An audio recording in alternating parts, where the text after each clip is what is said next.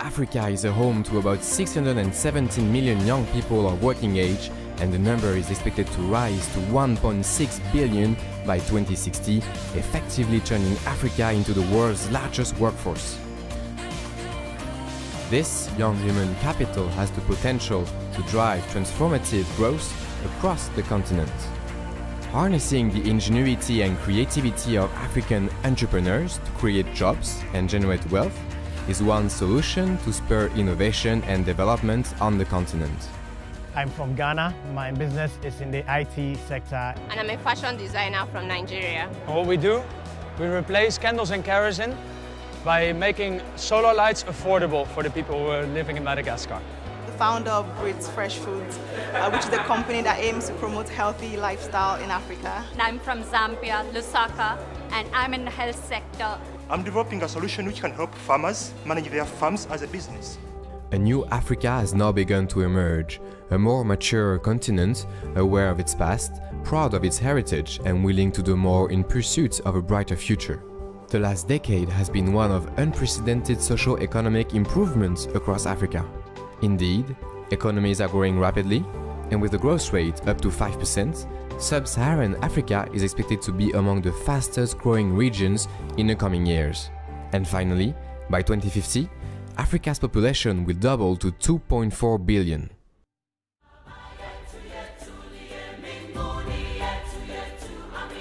Can you tell me about the fashion industry in Nigeria? I can say fashion is going places in Nigeria. Like everybody now in Africa is embracing fashion. Like they're trying to make fashion look what it's meant to look like. I tell people that African fashion has blossomed, and we've gotten to a point where the Western world has started embracing our fashion. Michelle Obama is wearing a Nigerian, Beyonce is wearing Ankara prints, and so let's celebrate African fashion.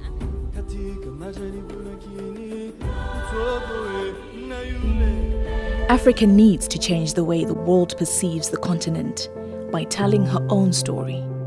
Africa cannot continue to be viewed and understood from a foreign perspective, no matter how sincere and well-meaning.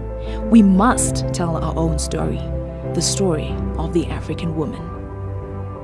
African women in this, the year declared to be our year, boldly take this opportunity to tell our story. We want to change the narrative about Africa. We want to show the world what it means to be an African woman in this century. We are at the center of development and the transformation of our continent. In conclusion, I believe that art has the power to move us from vision to reality. We are so powerful in our creativity, and if you look at the rest of the world, Europe, Pablo Picasso, Modigliani, they were all inspired by African art.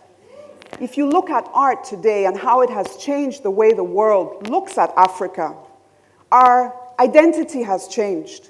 We're being seen as a hub for creativity. People are no longer only seeing us for traffic and corruption and all the other things that go along with life in Africa and in Nigeria. So in conclusion, I would like to say, learn to tap into the power of art and let it move you from your vision to reality. Thank you.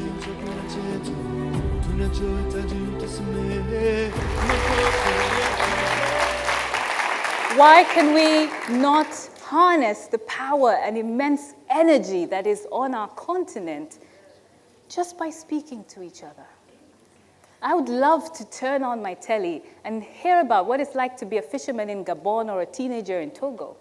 I don't know what that is. I'm from Uganda, but I had hardly any idea what goes on in Africa unless the BBC or CNN or Fox News tells me about it. I think it's time to change that. I think it's time that we stopped focusing so much on a story that's already written and started writing a new one about what it means to be African, and what identity Africa has. One that's not based on a struggle, but on progress. One that's not there because we have to have it, but because we want to have it.